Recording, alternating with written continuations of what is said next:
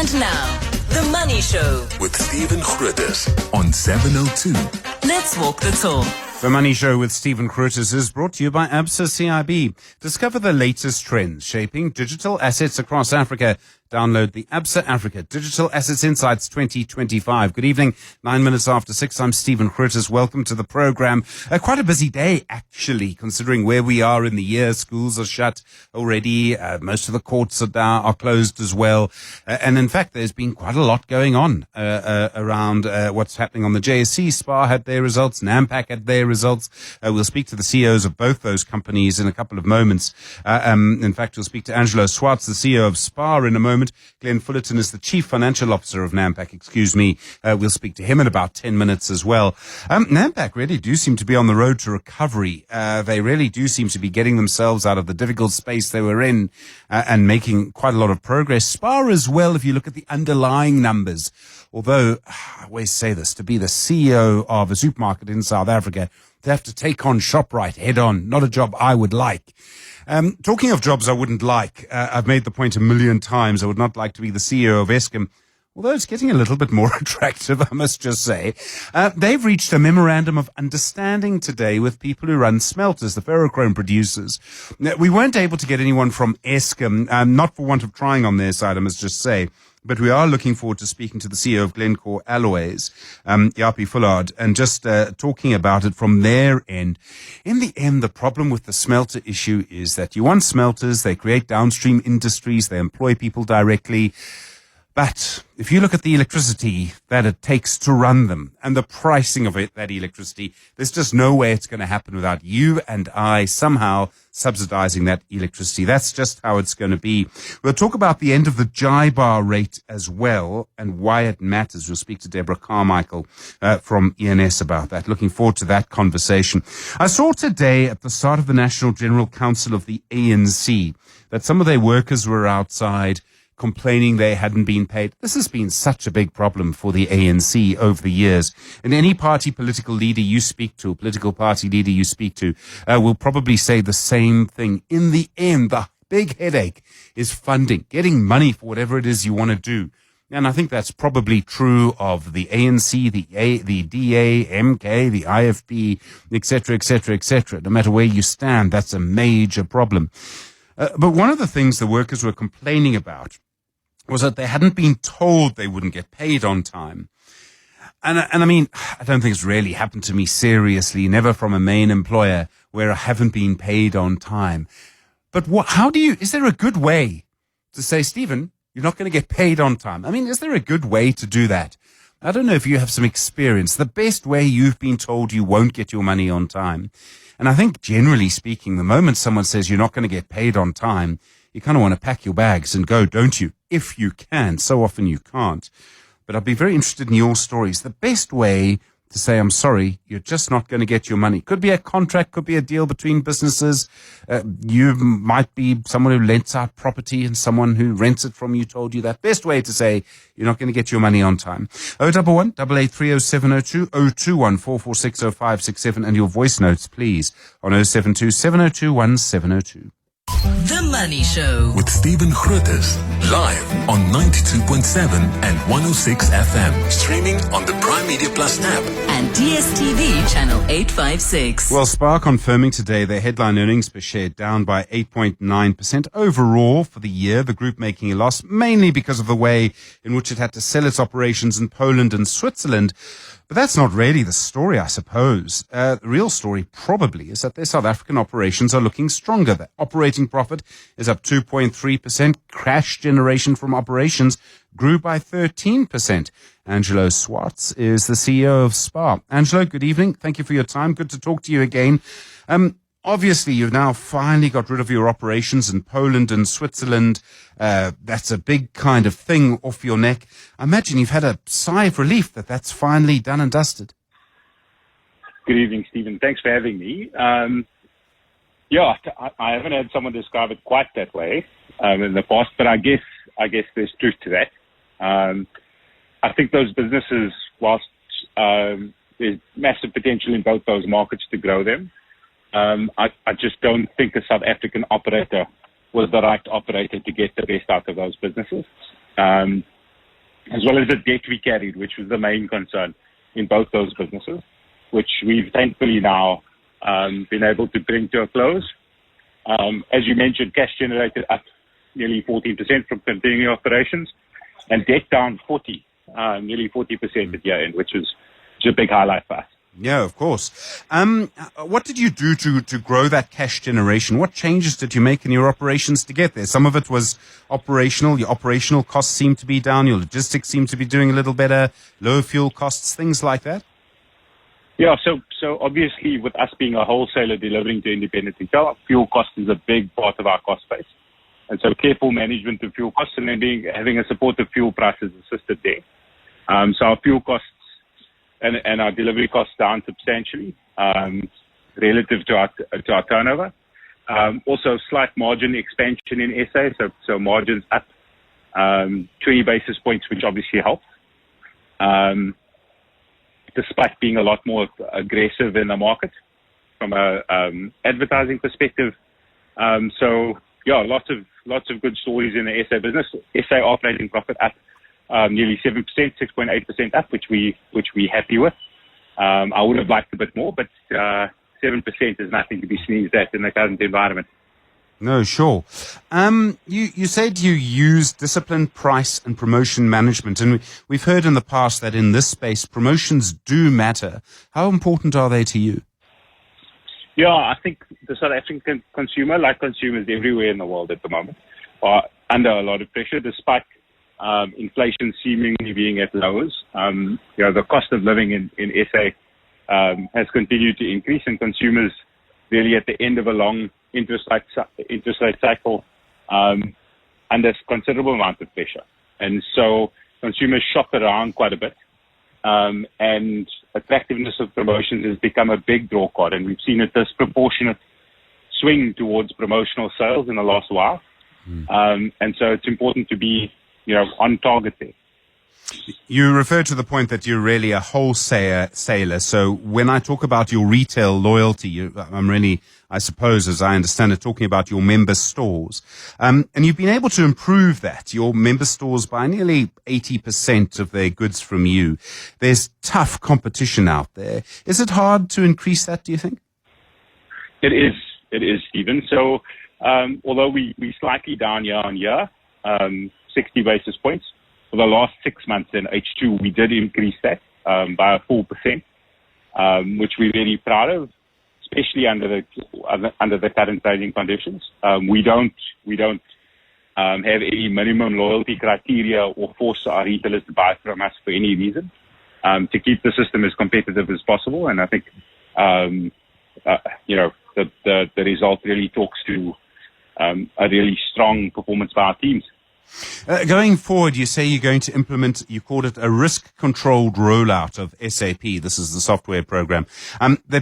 You've had big problems with that in the past, Durban particularly. How have you changed the way you roll that out? Are you feeling a bit more confident about it? I think you said today that you're not quite halfway on that yet. Yes. So I mean, as you and I have discussed in the past, we learned lots of lessons from the first go live in KZN. It's the only one we've done so far. I think the big difference in terms of how we are looking at the rollout going forward is that we won't be doing a bulk go live or sort of going all in as we did in KZN, where we changed all our systems, both our ERP and warehouse management system at the same time. And so we're going to be migrating our distribution centers in phase 1 onto the ERP and let's say purchasing management and general ledger portion of the business through April and May. And then we'll do a cautious rollout of the warehouse management system, where a lot of the issues were in KZN, and we'll do that one distribution center at a time, starting in the Eastern Cape towards July. You're joining other retailers. You're getting more and more into the pet space. Your brand is Pet Story. Is there a lot of room for growth there, Angela? I mean, people spend a fortune on their pets. Everyone seems to be getting in on it. And certainly it would seem to be maybe one of the new places people are going to compete. Yeah, I think in many ways, South African, particularly in the higher LSMs, South African consumers mimic what we see in Europe.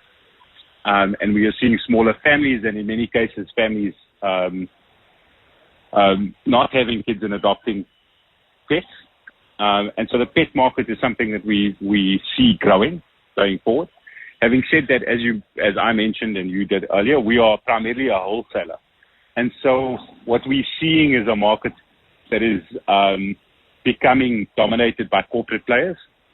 And really our model is one that supports independent retail. And we see that that the market primarily was run by independent retailers. And so we see value that we can add to the independent retailer to help them compete against the chains. And I mean, we do that successfully in liquor. I mean, our Tops brand is probably the most well-known liquor brand in the country. We do that in groceries with the second biggest grocer in the country. So I think we know how to do this.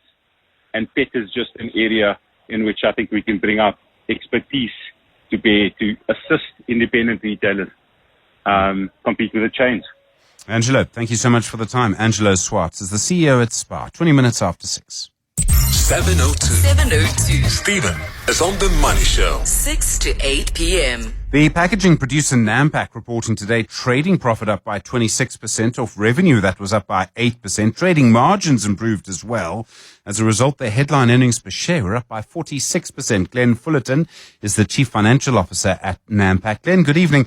A long, hard road for you. You're generating more cash now. How have you been able to do that? You made some significant changes. Good evening, Stephen. It has been certainly a long and hard road. Years ago, Nampak entered into some foreign markets, most notably Nigeria and Angola, and there have been some headwinds that the group has faced for some time as the group has become more focused, and we've been through an asset disposal process that has been very successful. We've also focused on reducing our operating costs. There's been a laser focus on those operating costs, a very strong focus on working capital management, and a very, very meaningful reduction in our interest costs in the year. So a culmination of all those aspects has allowed us to produce a significant amount more cash this year and increase our earnings. You got 1.5 billion rand from some of those disposals. I was curious about COVID-19, which is not a phrase I thought I'd have to bring up with you, but you got 237 million rand from an insurance claim related to COVID-19. What happened with that claim? Stephen, it's been a complex claim that's spanned obviously several years. It's quite a complicated settlement in these environments. There are two types of claims, one under infectious diseases and one under a closure of premises, and there were different threshold limits that one could claim under. We stuck to our guns on our core reasons for the claim, and after a long and arduous engagement, we were able to settle on 237 million settlement for this claim. Sounds like the lawyers were busy, Glenn. You referred to an issue at your Springs Line 2, which affected your production. It's a new line for you, newly commissioned. Have you been able to properly resolve that issue? Upgrading these particular lines is more complex than meets the eye. These cans are made at a very, very high speed and a very low tolerance level of any errors. It took a little bit more work than we thought to bed that down. So unfortunately, we missed some of the Easter and Christmas volume that we could get out of that business, really from own goals from a production perspective. We are well positioned now to capitalize on strong volumes in those two periods of the year. So we look forward to a much improved revenue number coming from our beverage South Africa business.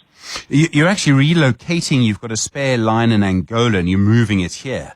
I presume that's quite a complex process. You're basically shipping an entire factory here.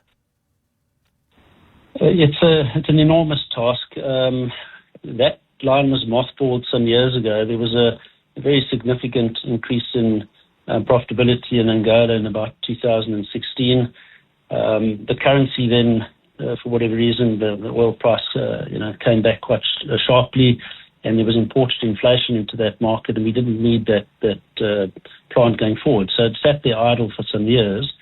it's a very, very complex task. We've packed up 130 containers, 40-foot containers. They'll be put on a ship from Luanda, shipped to the Durban port, and then driven up the N3 to our Springs plant and then reassembled in that plant. And the very positive impact for Nampak will be the increased flexibility at a significantly lower cost than buying a new line. It's really a sunk cost within the group, and really a return on assets there will be, positively impacted by using idle equipment that we had in the Angolan market. Are you seeing a change in what people want from you? And I'm talking particularly about the size of cans and large cans. There are a lot more energy drinks around. People want the bigger one, the half a litre. Are you seeing that demand for that particular size growing? There's an extraordinary demand for 500 milliliter cans.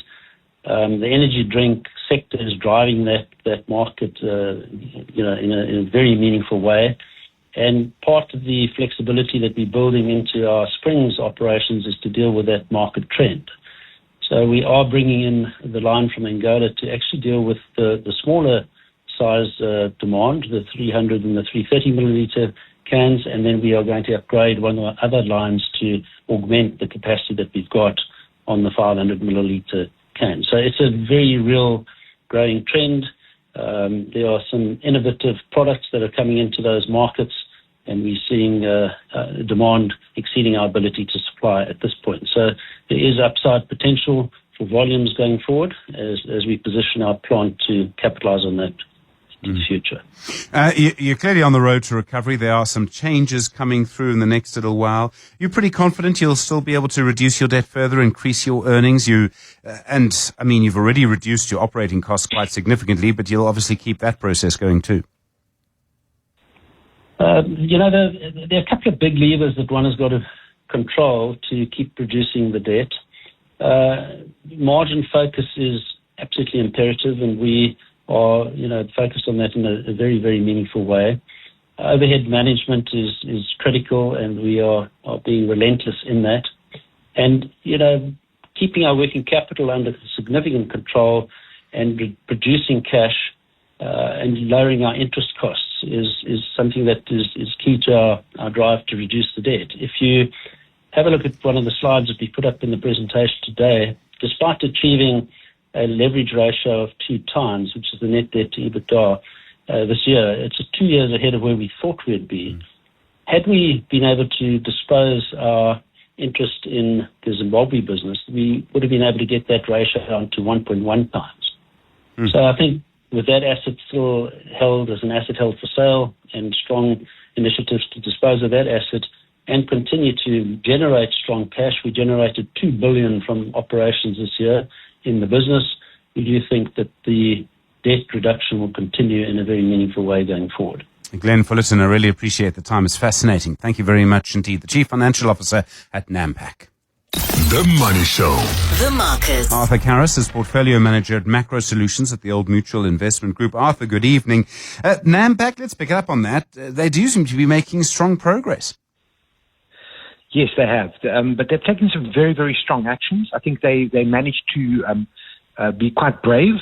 When Full arrived there, they've got a rights issue. They've sold the Nigerian business. They've really taken some tough actions, and I think the benefits of those are coming through now.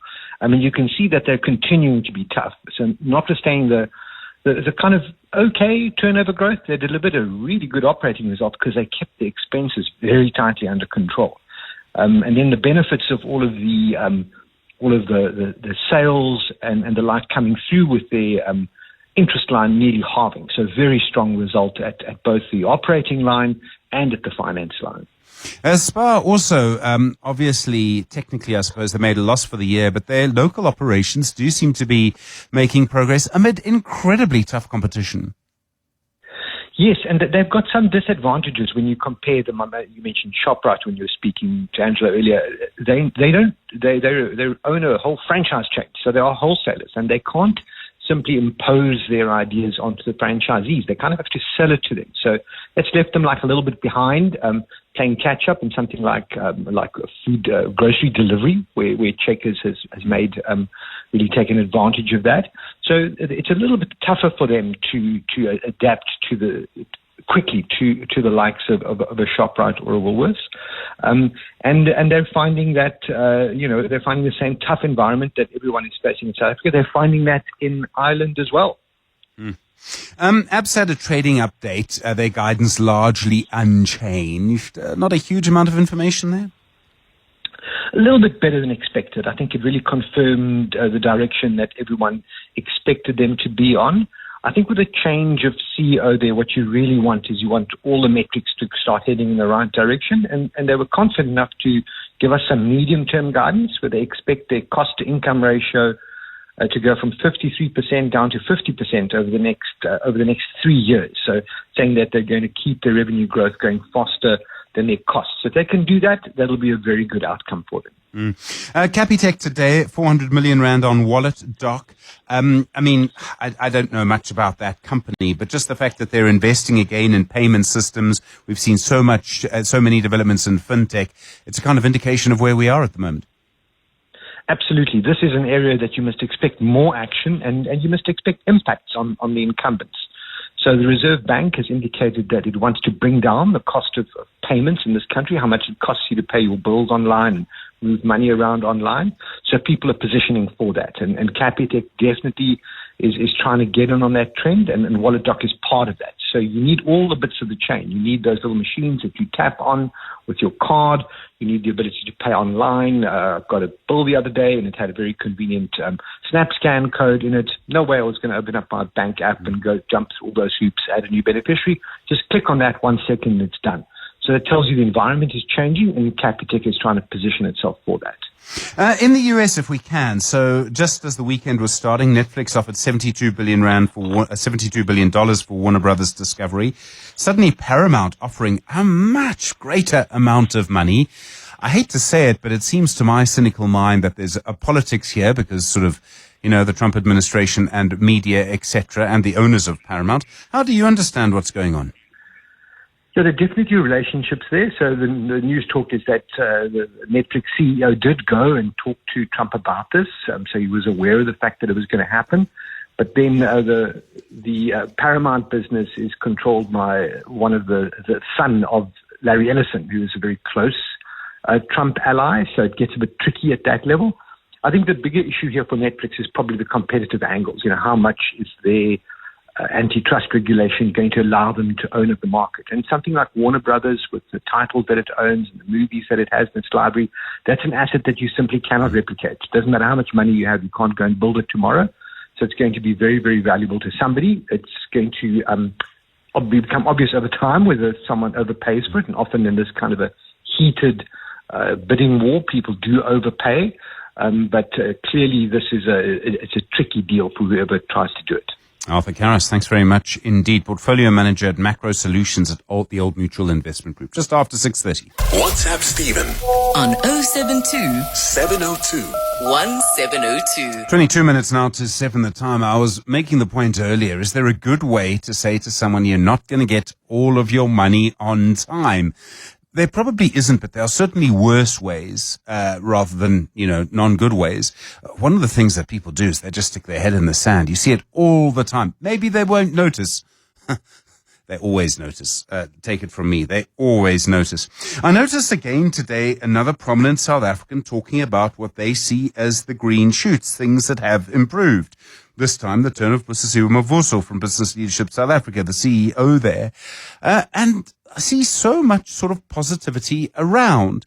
I realize the economy's still not really growing, half a percentage point in the third quarter. 0.05% is what I mean. But we're just not seeing, the change on the ground. And yet, all of the things seem to be moving in the right direction, helped, of course, by a slightly stronger rand, a weaker dollar, stronger gold and platinum prices, all of those things. If all of those things are correct and all of that optimism is correct, well, 2026 could really be our year.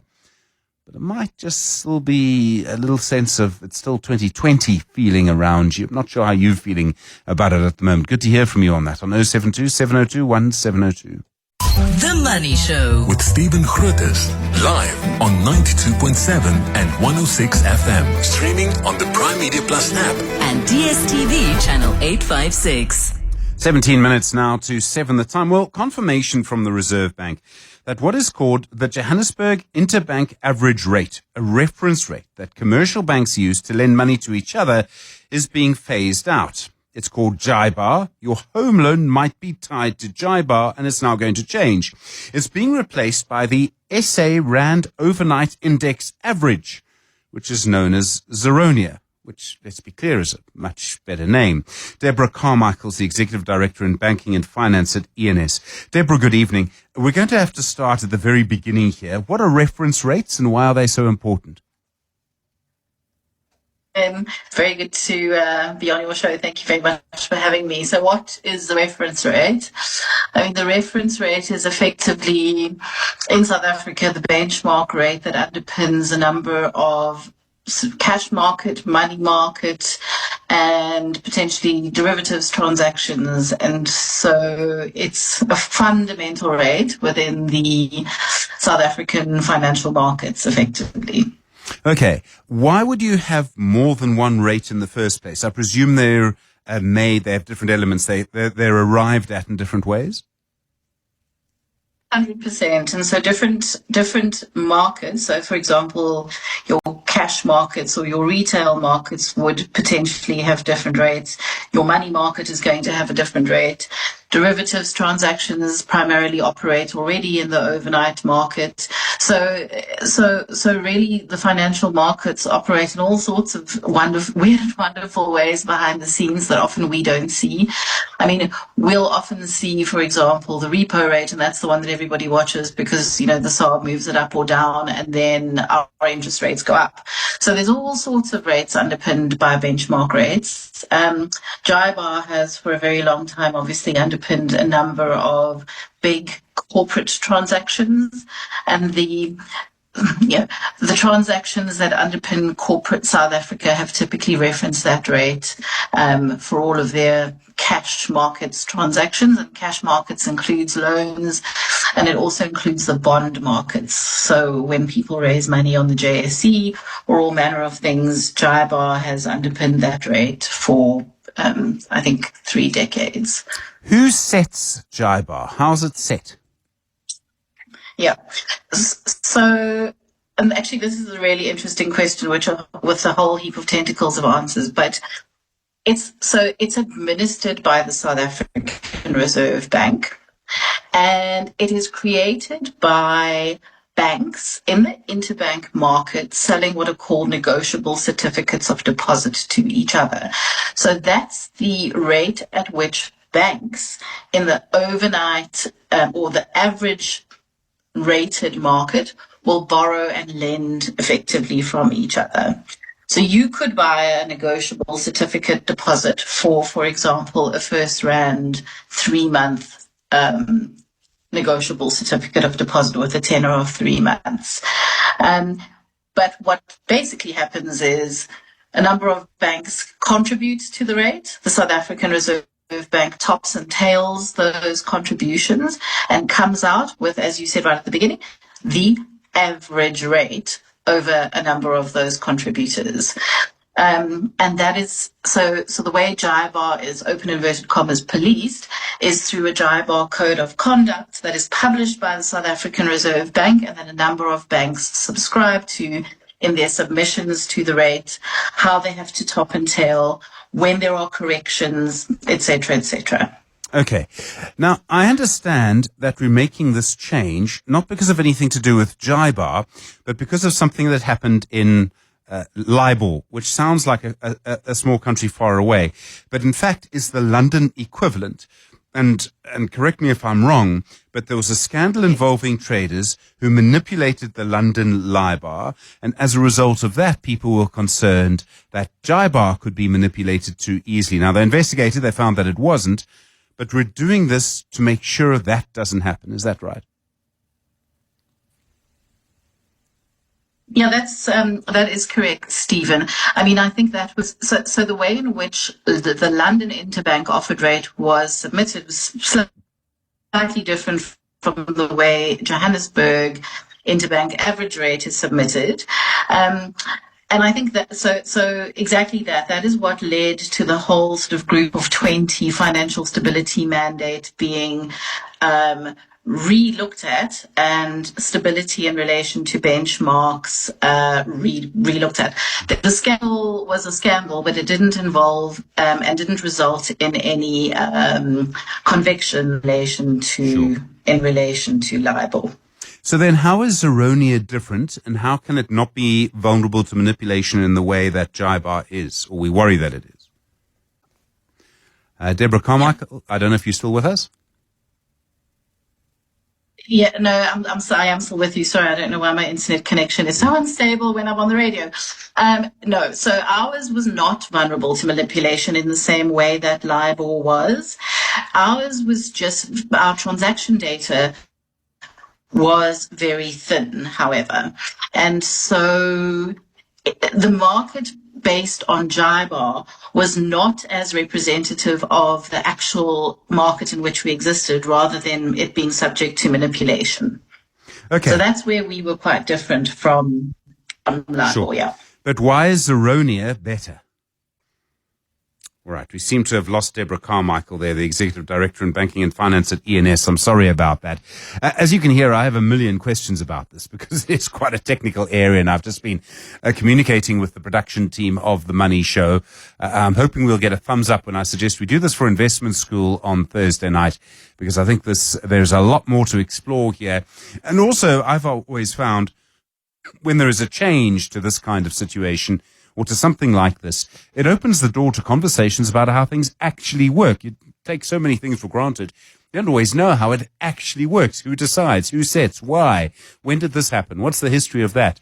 Those kinds of things. And my suggestion at the moment, and I think what we are going to try and do on Thursday, is get into this issue a little bit more. What's JIBAR? Why is it? Where's it going? What's Zeronia? Why is LIBOR related to it? All of those things. I think there's a lot more to look at there. You can get your questions in advance as well. And if you have any thoughts or comments, voice notes on 072-702-1702. It's 10 minutes to 7. The Money Show, Stephen Grootes, is brought to you by Absa CIB. Discover the latest trends shaping digital assets across Africa. Download the Absa Africa Digital Assets Insights 2025. Well, 8 minutes now to 7 the time. An announcement from Eskom and producers of ferrochrome that they've finalized a memorandum of understanding. The whole idea here is to allow people who operate smelters to restart production. You'll have heard many times, nearly all of our smelter operators have shut their furnaces. The price of electricity is too high for them to compete, is what they say. Eskom, of course, doesn't want to sell electricity for less than it is selling it at the moment. Japie Fullard is the CEO at Glencore Alloys, one of the big operators in this space. Japie, good evening. I really appreciate the time. Thank you. We can all see the real issue is electricity prices. What kind of agreement have you reached with Eskom? And I presume government's involved in here, somewhere. Yeah, hi, Stephen. Good speaking to you again. I think the last time when I spoke to you, we were going into the Section 189, if you can recall. So, I mean, obviously, we as Glencore Merafe only had like a couple of weeks left before I had to retrench thousands of people.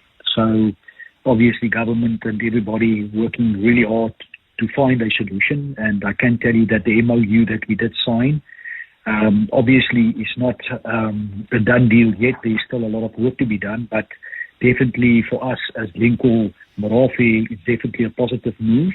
And what it will mean is that we will now work with Eskom, we will work with government and trying to find solutions that we know there are definitely possible solutions out there. So I'm presuming that this all depends on whether you can get cheaper electricity. I mean, if you can't, none of it works. Is that right? That is 100% correct, yes. Okay. Yeah. Go on. No. I mean, that's the whole basis of this. I mean, you know that in specifically ferrochrome, between ourselves and also Manco, I mean, if you have a look at our operations, we've got 0 out of 22 furnaces now running, 0. So we are just exporting all the ore. So for us to be able to make it work, we need cheap electricity. And unfortunately, electricity constitutes about between 30 and 40% of our operating cost would be electricity. So for that reason, if it's inflated the way that it is now, I mean, you would know or can remember that, we talked about 900% increase since 2008. So it's impossible to smelt economically in South Africa, and for that reason we need a solution. You're expecting, I think the Eskom statement referred to an interim tariff. What is the interim tariff? I don't mean the amount. That hasn't been determined yet, I don't think. But why is it interim? Is it because you're expecting a sort of deeper conversation in the future? Yeah, I mean, what I made it quite known there to Eskom is that the interim solution, unfortunately for me, is Glencore is not going to help. We need to find the final solution, and there's definitely mechanisms out there that we can get to a price that would be doable for all of us. We've been putting a couple of ideas on the table with Eskom. I must honestly, say, Stephen, that this time around, between the CEO of Eskom, the minister, everybody really wants to help. I mean, the presidency, they are all involved in this, and we know that there could be solutions, just as long as the primary producers doesn't suffer. I think that's very important. I mean, you as the men in the street are not supposed to be worse off by a solution, because then it's actually only a subsidy. No, sure, but I mean, isn't it going to have to be a subsidy? There isn't any other way. I mean, you're going to have to pay less for your electricity than I do, and in return, you're probably going to be able to re-employ the people you had to let go, and you'll create a downstream industry. I mean, isn't that how this is going to have to work? Yeah, look, I mean, what we want to really do is you want to find a mechanism that you move away from a tariff or a subsidy, because I can tell you, we are talking about a lot of money here, and we don't want to do it.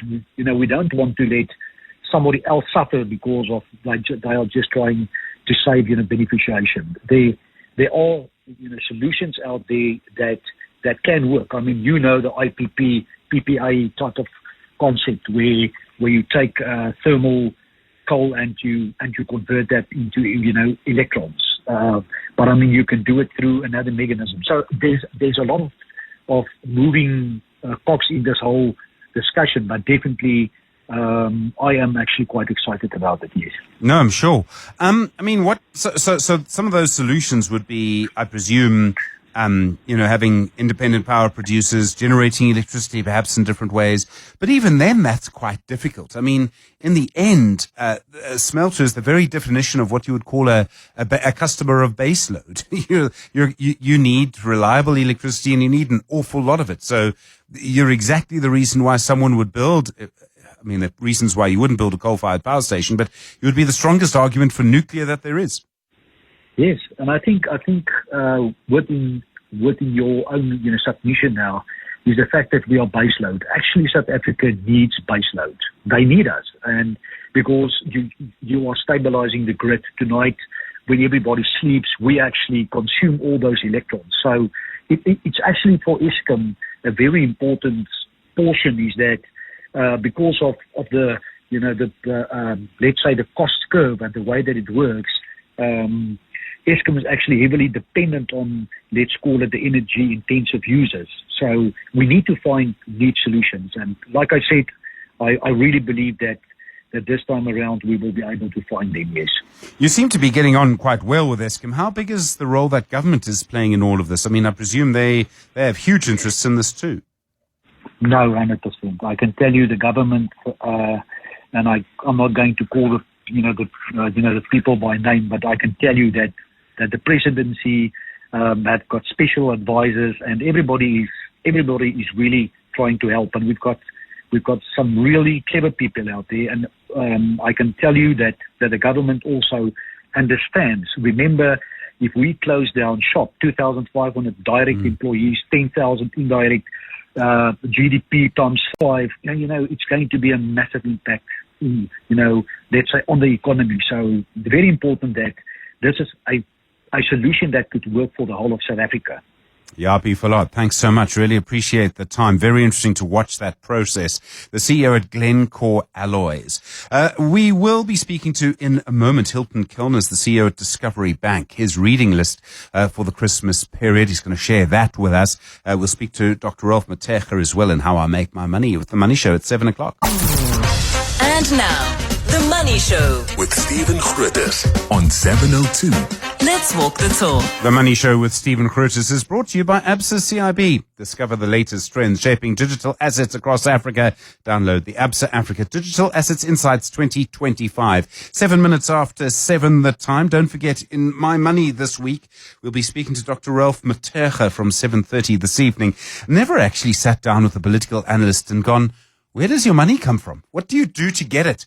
He's also, by the way, I don't know if you know this about him, he's a farmer, and I'm very aware that the ANC's National General Council is underway, which is one of the reasons I thought this might actually be a good moment. We'll put some questions to him about that as well. The ANC leader, President Cyril Ramaphosa, was talking earlier today. The Secretary General, Fikile Mbalula, has been talking. Big promises of changes to the seaters and things like that.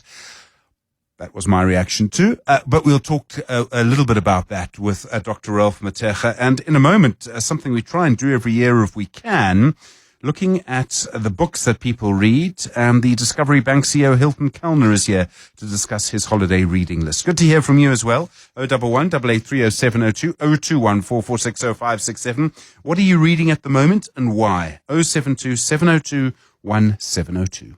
The Money Show. Business books. Well, as you know, this is the one time of year when quite a few people have time to sit back, relax. You can possibly already hear the wind rustling in the trees or the waves actually just in the distance and haul out a book. Or if you read it on an e-reader, as I like to do, getting that ready and making sure it's charged and all the rest, and just looking at what you're actually going to read over this Christmas. Or someone who maybe a little ahead of you in this, I suppose, is Hilton Kellner. He's the CEO at Discovery Bank, and he puts together a list for people he works with, and he joins us now.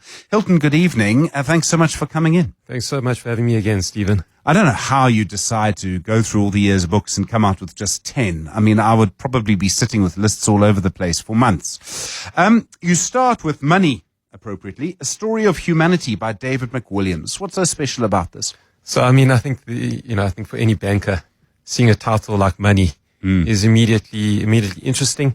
But this one actually is slightly different. It's the history of money, and it's history told through money and kind of the concept of money and how people evolved. And it uses money as the kind of the thread through history itself, all the way through to cryptocurrency today, and how it reflects almost the kind of the era that we're in. So it's a very smart book. It kind of talks to the system of money itself and how you believe in money, and that's what creates money. If you think about it, it's kind of the trust factor more so than anything else. And so it really is. It's more of a history book than finance book, which is quite interesting for a banker. So I thought very, very interesting. I mean, what I find on the Money Show is that conversations that we have are about money, but they're actually about life. We spoke to the chief financial officer at Unpacks. That's all about beverages and what you're drinking, basically. We spoke to the CEO at the Spa Group and what they're doing at the moment. That's all about life. In a way, it seems like this book it's about money, but actually it's about people. Correct. It's really tracing history.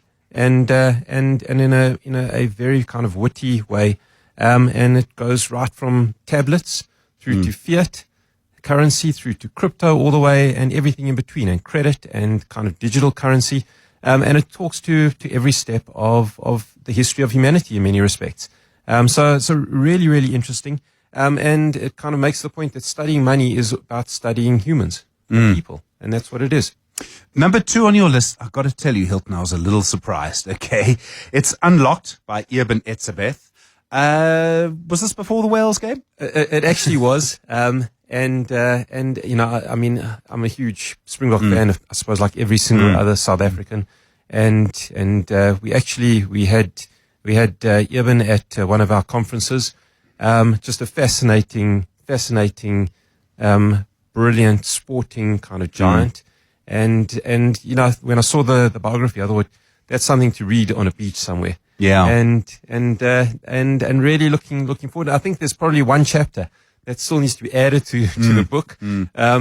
But and probably many more to come, hopefully. But I think just given what an absolute legend Jevon is, I think I'm really looking forward to the locker room stories and everything that the book kind of talks to. So really interested in seeing where he's come from and what's made him the kind of the player that he is today. I mean, I'm always interested in sporting biographies because sometimes they reveal that actually the cyclist or the runner is just very boring. And sometimes they actually reveal a lot more about what was going in, where someone really comes from. Some of the stories about people as a young person, you suddenly see where the drive really comes from. Yeah, and I think there are also stories about leadership often and teamwork and kind of the values and the culture that makes great sporting teams what they are. And the Springboks are for me kind of the best example of that. So I think it's very much more than a story about sport. It's the characters that kind of that the people encounter along the way. And how teammates build legacies. And I think the Springboks are just the best example of that. And I think Ehrman is one of the kind of the greats. So it, as you say, it was selected a few weeks ago, but I think the story is still brilliant. And I think it kind of, you'll probably understand a lot more about him once you read it. Yeah, no, I mean, interesting. And the thing about rugby players is you hear them speak sometimes, but you don't really get under their skin because what they do isn't about that. It's about playing the game. Something a little different, The Art of Uncertainty.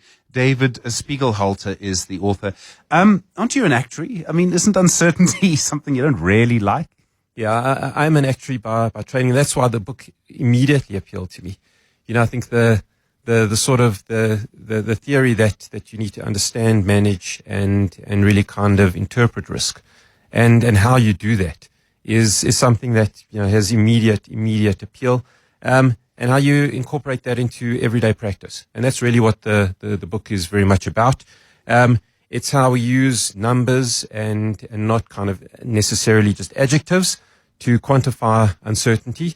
And that's that I think is very much what actuaries do. So a book that almost feels like it was written for the profession, in many senses. But I get to read it on the beach and it looks pretty normal. So I think hopefully that'll be great. It's so interesting, just as I listen to you talk about it. We seem to be living in an era of much uncertainty and yet an era with more data than ever before. And you'd think the more data we have, the more certain we are. But actually we're in quite an uncertain era. And isn't that interesting? Yeah. So we're living in really, really uncertain times.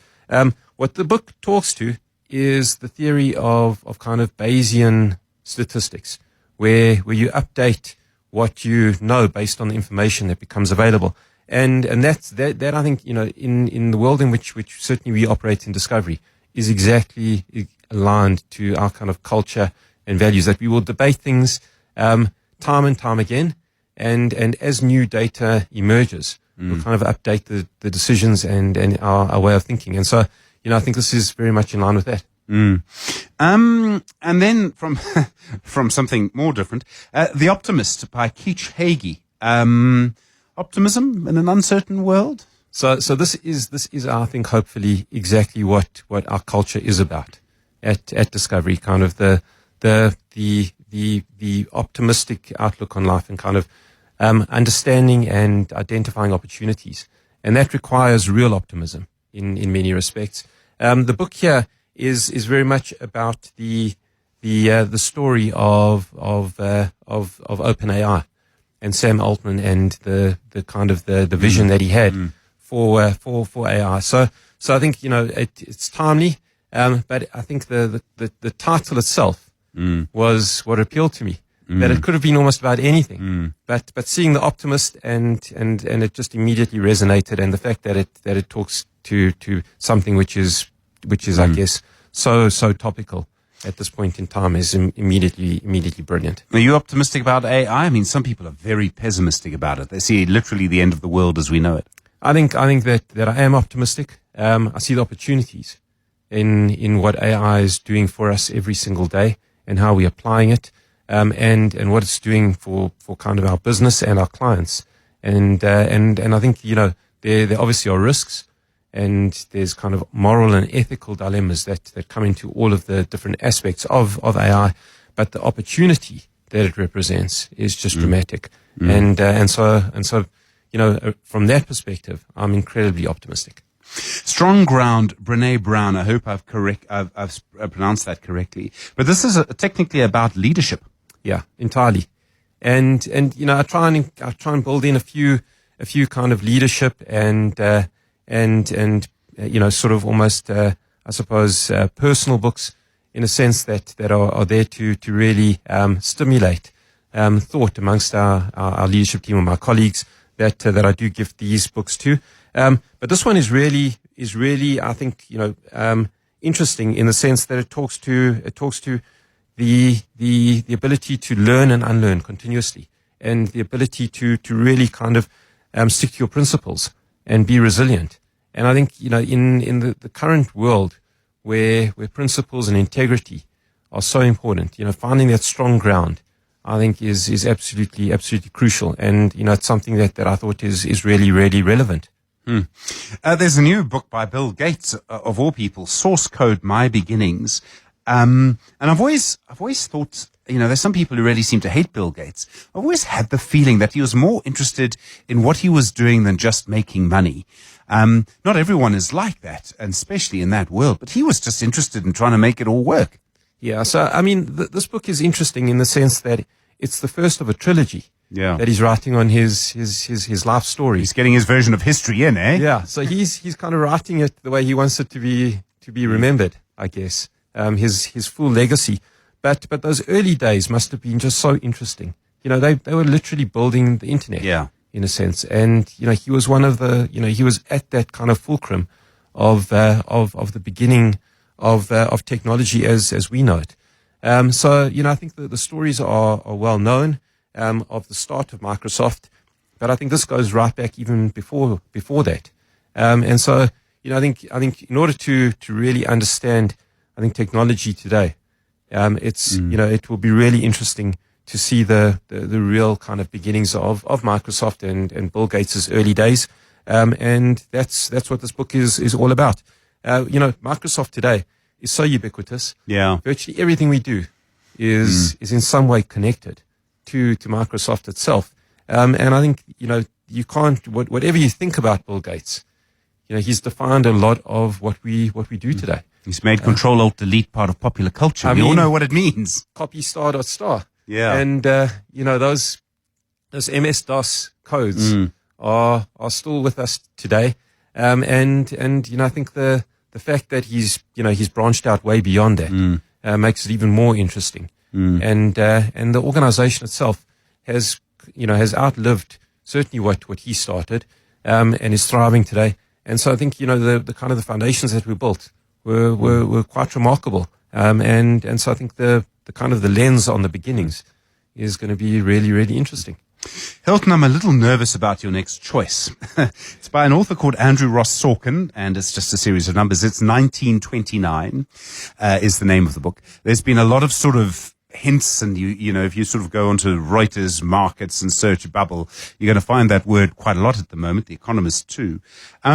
Why particularly 1929 and the Wall Street crash? So I think, we, as you say, the kind of the Magnificent Seven and tulips and bubbles and the kind of the thematic around the economic environment and financial environment in which we're living, is kind of the analog to 1929 is just uncanny in many respects. And so, when I saw the book, the parallels to the kind of the modern era that we're living in, are just incredible. And if you read, Too Big to Fail, then, I suppose the style is really, really appealing, and resonates. And so it's about the storytelling and the characters and the way that he really draws them out, which is why it actually appealed to me more so than kind of trying to relive and relearn the lessons of 1929. Hopefully that will be interesting in itself. But I think the natural style of Andrew Sorkin is really, really interesting. And so I'm looking forward to reading it. Winner's Curse by Richard Thaler. This is the 2025 version. It says here he won a Nobel Prize for it. So I presume that is pretty good. So the original one is one of my absolute favorites. And I've read it, a few times. This has been updated with a lot more kind of case studies and modern parallels. He won the Nobel Prize for it, as you say, for a lot of the theories, in particular things like loss aversion, which he studied and which we apply every day in our organization, the way that we design structures, and the kind of like the concept of a nudge. And how we encourage people to do things that are not necessarily completely rational, but are good for them certainly in the long term, is something that, is fundamental to what we do at Discovery, whether it's in health or driving or money. This is kind of a lot of what our business has been built on. And so, the theory of being a little bit nudgy and that concept, is in many respects kind of almost core to what we are. And so, Winner's Curse is now updated. It's almost like an encyclopedia for behavioral economists. And so, I think, it's going to be really, really interesting. Try not to look at my sports watch as you talk. The book Dirtbag Billionaire, this is actually about fast fashion. I don't know about you, but I'm no expert. I presume, this is one of the things that's been the big story of the last few years, is how fashion has changed. So this is actually almost the antithesis of fast fashion in many respects. It's about the story of Patagonia, which is a fashion brand, as you say, but it comes with a lifetime guarantee. So if anything goes wrong with it, they replace it. And, if you think about fashion today, it's almost the antithesis. It is an intense focus on the environment and very much on quality and building quality. So I love the brand. I love the concept that it represents. And the protagonist, the founder of Patagonia, which is the biography of Dirtbag Billionaire, is kind of almost the fashion equivalent of shared value. Kind of building an organization that is good for all the stakeholders, with a lifetime guarantee, which, in today's modern era is almost unheard of. So I think it's an absolutely brilliant story, a brilliant brand. And so I think, the kind of the concept really does resonate. The Springboks I did see coming. I realized that you're a banker by profession and actuary by training. I did not see a love story in songs, John and Paul. This is about the Beatles, John Lennon and Paul McCartney. So I love the Beatles. I've loved music. And I listen to records. I still listen to LPs. And kind of love the analog of a record player. And this book is quite unique in a sense in that all of the chapters are named after the song titles in chronological order. And it tracks the sort of the story of the Beatles, and in particular, Lennon and McCartney, who wrote all of the songs, and tracks their kind of their evolution through the actual titles and chapter by chapter. So it's a brilliant kind of concept, and the fact that they've managed to actually get it exactly right is phenomenal. It's like really creative. And I think, you'll kind of think of the songs and play them and in your mind as you read the book. And Types of Wealth, Five Types of Wealth by Sahil Bloom. So we actually hosted a conference where Sahil Bloom presented, and I think the book has sold over 600,000 copies over the course of this year already. And the 5 Types of Wealth really talks to kind of the multidimensional nature of our lives, and how, it's not just about money. It's very much about health. It's about time. Those are probably the 2 things that when you think about what are most important really come to the fore. And And he gives a really interesting tool set for how you can prioritize what really is important and how you get that, the concept of not necessarily balance per se, but focus on the things that are going to be really, really important. Hilton, thanks so much for coming in and sharing this with us. I really appreciate it. Lots of ideas to think about in those book titles. Hilton Kellner is the CEO at Discovery Bank on The Money Show. The Money Show. How I make my money. 24 minutes now to 8 the time. Well, from time to time, you'll hear people on the radio, watch them on TV, and not be entirely sure how they got there. Often it's entertainers. It'll be people who present sport, for example. But one of the groups of people that we see very often on our screens, that we hear very often on our radios, are a group of people who are often referred to as political analysts. Most of them are academics. Some of them have come from journalism and moved into sort of becoming a political analyst. And I thought it would be interesting to just trace the story of one of these people to better understand their career. And someone I've spoken to for many years, in fact, I think back from 2012, is Dr. Ralph Matega. He's the analyst. He does many other things. He is also a farmer, and he joins us now. Ralph, good evening. It's wonderful to talk to you, and thank you for taking the time to talk to us. Good evening, Stephen, and good evening to 702 family. It's a pleasure to be talking to you. Such a pleasure to connect with you again. We hear you discussing politics. That's kind of how we see and hear you most of the time. It's often related to economics. I know many people in this country have been born into politics. Was it something you were born into? Was it something you were thinking about as a young child, or did the interest come later? I was quite curious, even the interest came later. I was trained in politics at university, trained in law, trained in economic history. But I was so curious. I remember when I did my undergrad, I spent a lot of time also reading newspapers, and I had professors who encouraged me to read quite a lot of current affairs. So I've always gravitated towards politics, international relations, but most importantly on how it affects or relate to daily living experience for most people. So I came through a lot through academia. And then my earlier publications, before I even started writing for newspapers, I was publishing in academic journals, contributing chapters.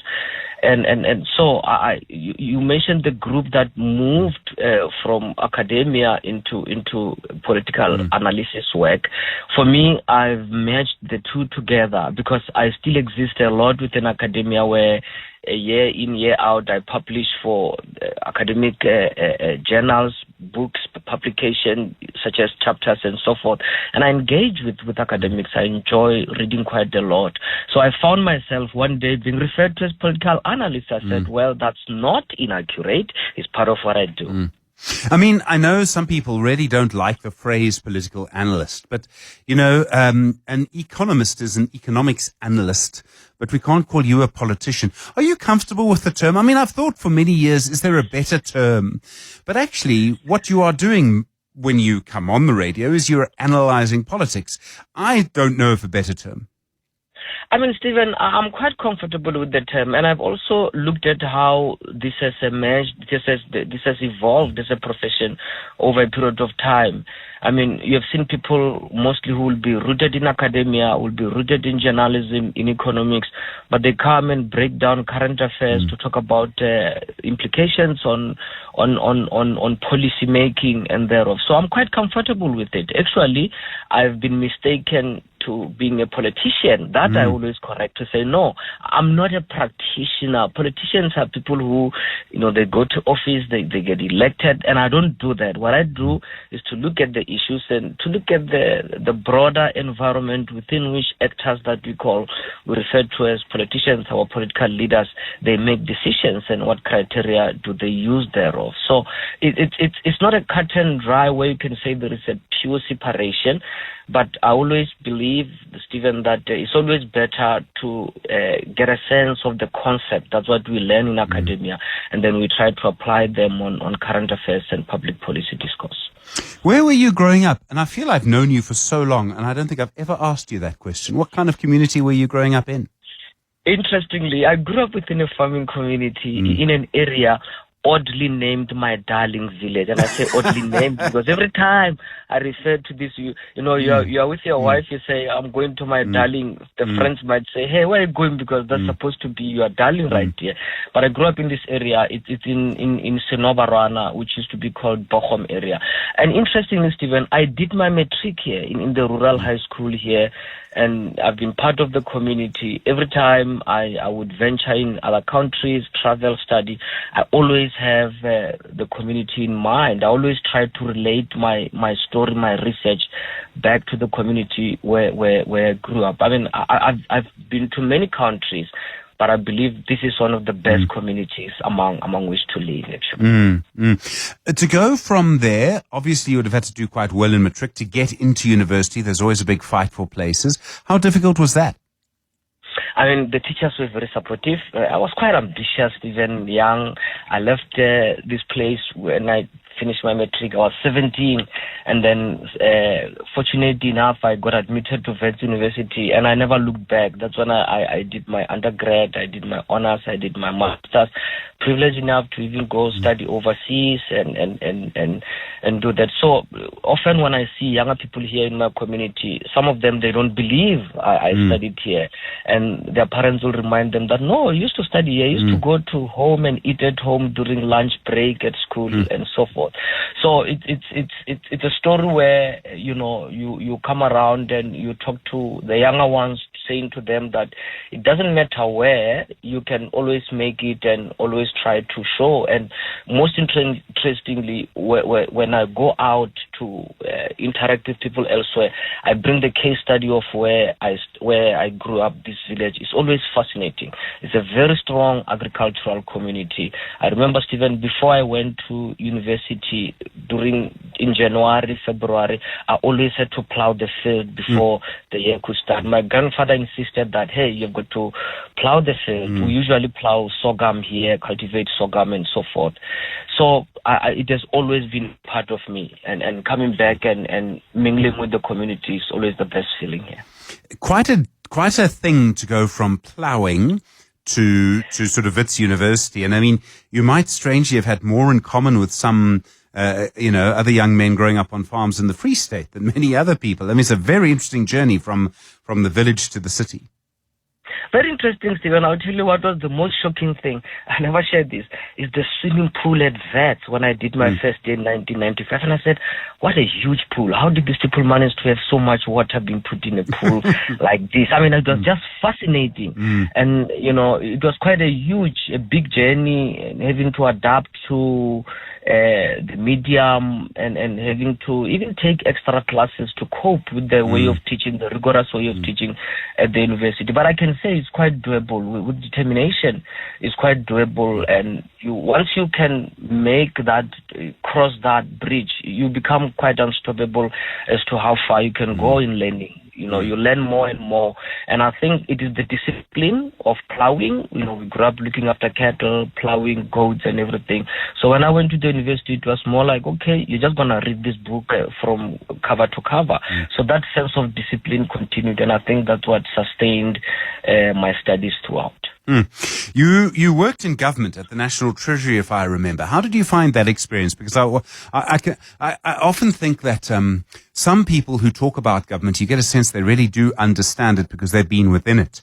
And that I've often found is very valuable. It was a very interesting experience. Before I worked at Treasury, I was a lecturer at the University of the Western Cape. I lectured there for 2 years, and I applied for a job at Treasury. You can imagine, Stephen, I was not a hardcore economist. I was more like economic history, studied finance and so forth. And I got a job at National Treasury as a senior policy analyst within the budget office.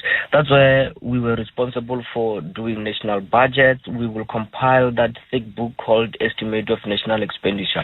That was very interesting because it also told me that I needed to read more about economics and finance. I don't necessarily have to go and get a certificate, but I had to read more. Luckily, when I was at Treasury, I took out courses on financial analysis, economic analysis, and I just saw it as instead of coming and thinking that I had an impediment, I rather looked at this as an opportunity to learn more. And I will work within National Treasury. From there, I got to understand concepts such as bonds, fixed income assets.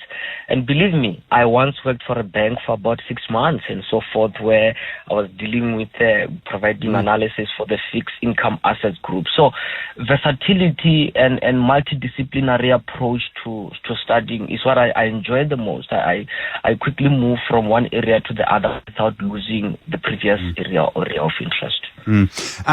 I did say to you that I was going to ask you one or two questions about where we are at the moment, because there's so much that's fascinating. But I mean, our politics is changing so fundamentally. The ANC's National General Council started today. There was a time when that's all everybody would be talking about, even the Money Show. And now I just get a sense that people don't take the ANC nearly as seriously as they did because of what happened in the elections, because of the longer term trend of sort of fracturing in our politics. How do you see things changing? You're right, Stephen. I mean, if we look at the basic fact that for a long time we were used to referring to the ANC as the ruling party, and we have had to change our vocabulary since last year elections, whereby the ANC is a leader of the coalition. It is governing through a coalition agreement, and that was quite a shocker. I mean, a lot has had to change. Even the ANC itself carries on at times as if it is still the party that makes decision on its own in government. And when you look at what is happening, South Africa's politics is evolving, and the ANC itself, I also have to give credit to the ANC that they have not been a sore loser during the election. Well, they will not consider that to have lost now that they are no longer running commanding policy on their own. But I think the party also is evolving to functioning within the coalition. South Africa, you and I, we spoke about political fragmentation. South Africa, it's a multiracial, multi-ethnic, multi-interest society, and we are seeing political parties evolving along those lines. There isn't a single center of power in South Africa. We have got multiplicity of power, of places of power. That is why the ANC is no longer the only center of power. Of course, it is quite dominant, but now if you pay too much attention to what is happening within the NGC, it might be waste of your efforts, because come next elections, subsequent general elections, the ANC might come back with 31%, 35% if they are lucky. So it is a party that is on the decline, and our attention to what is happening within the ANC also has to shift proportionately in understanding other parties that are emerging and contesting power in South Africa. If you look, I mean, this is an impossible question, Ralph, but on the current trends, if you look at our politics 10 years from now, 2035, what do you see? I mean, in my own view, I see a lot more parties. There'll be a lot of churn. Some parties we have now will have disappeared. And I don't know if any one party will have been able to find a way to speak to a diverse set of constituencies. I mean, I'm gonna take a risk here, Stephen. I see more fragmentation, to be honest, and also I see further regionalization of our politics. That's one area that it's only the Democratic Alliance that has pushed it quite a lot, cementing themselves in the Western Cape, but we are going to see other parties trying to do that. The MK party, with all their troubles, you can refer to them as a regional party, quite dominant in KZN. And I think we are going to see parties emerging also along interest instead of overarching ideas. I mean, some of the issues that are pressing in Limpopo might not be pressing on a similar count in Western Cape or Gauteng, for example. So I see what I call political fragmentation, but it's not an error. It's not something wrong. It is just how our politics is evolving in a manner that the body politics has to shape up in a way that it can attend to multiplicity of interests in our society at the same time. That does not give a picture of a single party consolidating. And I do not even see the leftists, if you like, coalescing into a single dominant force. I see multiplicity of voices. And I think that's one thing that I've always said, Stephen, it's not tragic. It's probably a very interesting evolution of our politics. Ralph, you followed our politics very closely for a long time. There have been some difficult moments. Have you ever kind of lost hope for South Africa? Have you ever felt unoptimistic about it? Not really. You know, South Africa is this country, Stephen, that always on the edge, but just never tips over. I mean, if you look at what is happening now with the crisis around governance, capture, multiplicity of captures that one can say is underway, municipalities and state-owned entities, you still see voices coming out. South Africa has strong civil society, and I think that, you know, gives us an opportunity to just regain that common sense. You see the commissions. I know that sometimes when you look at another announcement for a commission of inquiry, it feels like not again. But at the end of the day, you realize that the system always tries to reset itself away from the dominant political power. So I'm quite hopeful, and never before, Stephen, have I even personally, to answer your question even more personally, have I thought I'm going to leave South Africa and go live in another country? I just think that the greatest asset about South Africa is its people. They don't have to agree every day, but what they make out of their disagreement, their different takes on where the country ought to go is something quite incredible. So South Africa, the biggest asset are its people. Its assets, actually, the people of South Africa, I think, they are bigger than their leaders. So my hope is with the people. In pockets, people keep fighting back and trying to reset the country. Dr. Ralph Mateja is our guest on How I Make My Money. We're talking about his career, the political analyst, on The Money Show tonight. We have a few more moments with him. It's 9 minutes to 8. The Money Show, Stephen Grootes, is brought to you by Absa CIB. Discover the latest trends shaping digital assets across Africa. Download the Absa Africa Digital Assets Insights 2025. The Money Show. How I Make My Money. 7 minutes to 8, talking to Dr. Ralph Mateja, the political analyst, about how he makes his money. Ralph, I presume you have clients who come to you for political analysis. You, I imagine, get some money from columns and things like that, your books, which we haven't spoken about yet. But I'm hoping you're also making some money from farming. How big a part of your life is that? Yeah, it's a very interesting area, Stephen. I would say when it comes to farming, I have a competitive advantage because, Stephen, it's one thing I've known about before going into advanced studies. I mean, I've learned about crops when I grew up here. So I decided the last few years just set up what you can call a commercial farm. I just didn't want subsistence because I grew up within subsistence arrangement. So what I did was to try to set up a modern farm with modern irrigation, mechanized irrigation, where we can measure the amount of water that we use and put the necessary infrastructure.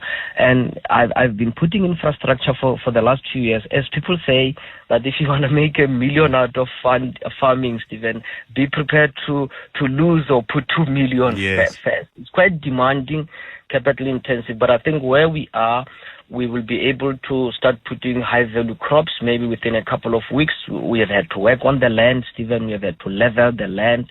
We have had to work on the soil. We have had to do the pipeline, just to do it by the book, proper and everything. So it's one of the things that I said to myself when I started working, that one day I'll go back to where I grew up and try to see if we can take this thing to another level. And I'm quite happy. The success might not come through myself and my farming project, but I think some younger people who are coming up and they earn better, they're working, they might see something like that and start thinking that, hey, let's invest in this community in a way that we can change this community into a thriving farming community. Because that's what we've been doing. When I grew up, Stephen, we never bought daily stuff like tomatoes, milli and everything. We all got them from our farm and all, and that meant we had a lot of cash that we did not have to spend, and we could spend it on other important things. So building a commercial farm this side and trying to do it by the book has been my preoccupation. And after that, I go read and I go write as I usually do. But it's been quite a fulfilling experience and an interesting journey that I would share more with your listeners some other time. And I can say it requires commitment. You need to be hands-on. You can't argue with the soil. You got to work on it. You can't, those are things that they change your attitude as to what do you do when you want to work on the farm. You pick a report, Stephen, you read about the trends in agriculture and so forth. But I have to say, it's been an interesting learning experience. We are a couple of weeks from trying to put some butternut, high-value crops, and counting the seeds and everything. It's been a journey, But I'm very hopeful that we will be able to see good returns in the course of the year. Do you feel this is going to be a very strange question, but following our politics as closely as you have, being incredibly well informed and in the debates around land ownership, you'll remember, I mean, this is an issue I always say, expropriation without compensation is not going to go away. The issue will come back. I don't think it'll necessarily ever happen because our politics is too fractured now, but the issue will keep coming back. Do you feel a sort of, sorry, do you feel a sort of a attachment to your land in a way? No, Stephen, I have got a realistic approach to the land. I mean, you see, the difficulty in land is to add value to it. Machinery, you need your backhoe loaders, you need excavators to be able to work on the land. So, if you look at it, if you have ever spent more time on land and look at the challenges that one confront working on the land, you realize that the bigger part of the debate on expropriation is quite abstract. And interestingly, Stephen, is that most people who are concerned about this debate are in urban areas where there isn't much farming taking place. I mean, if you come to the communal land in rural areas, the land I'm working on, I want to be very transparent. It's a communal land that I acquired. I said I want to develop this land. But the cost of developing it, Stephen, is almost prohibitive. That the bigger part of land, I can give you 10 hectares, it will drain your pocket. And it's about that commitment. So I think the debate that we are having about expropriation, for me, is still abstract because there is a large quantities of land in rural areas that used to be worked on, and now it's just lying idle. Why? Because you need borehole, you need machinery, you need pipes, you need to be able to work that soil, to till the soil, level the soil, and all of those are money. Perhaps in the future, maybe once we have exhausted this piece of land that exists, we will meaningfully, all of us, partake in the question of expropriation. But for me, personally, at this point, if you say to me, Stephen, that you want to give me another 10 hectares of land, it will drive me completely bankrupt. I don't want it. The small piece I have is enough for me to do something about it.